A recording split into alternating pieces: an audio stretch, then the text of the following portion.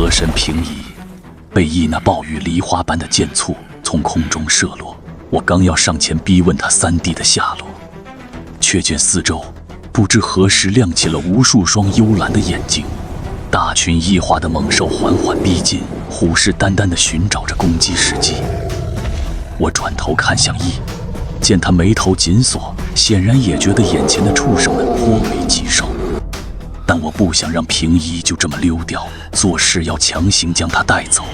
就在这时，晴空骤然阴沉，我抬头望去，只见乌云翻涌，其间隐约闪动着诡异的雷光。我虽常年与风雷大交道，但这种古怪的云层却是闻所未闻。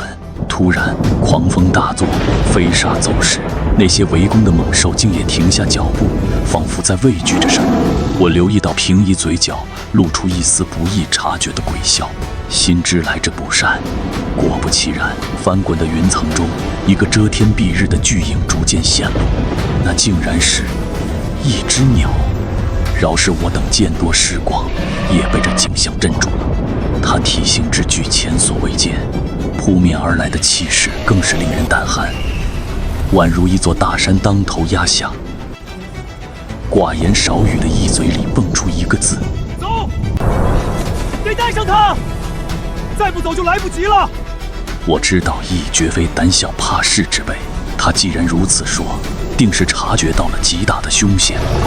我只得狠下心，弃下平移，可惜终究晚了一步。无数沙石从四面八方席卷而来，不仅封死了去路，四周更是一片混沌，难辨方向。平日里御风驱雨如探囊取物的我，此刻竟被这狂风吹得摇晃不止，心中不免生出一丝寒意。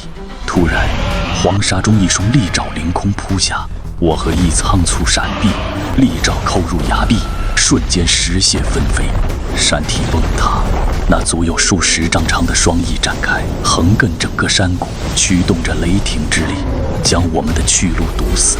一双巨大的幽蓝的眼睛死死地盯着我们，羿缓缓拉动弓弦，仿佛将全身神力都灌注在了右臂之中。快跑！一道金光激射而出，闪电般射向怪鸟面门。羿射完这一箭，头也不回，拉着我就往反方向跑去。我不解他为何如此惊慌，但脚下并未迟疑。奔跑中，我忍不住回头瞥了一眼，只见那一箭精准贯穿了怪鸟的头颅。可就在中箭的刹那，他的身体竟如云雾般溃散，随即又在瞬间聚拢，气势汹汹，继续朝我们逼近。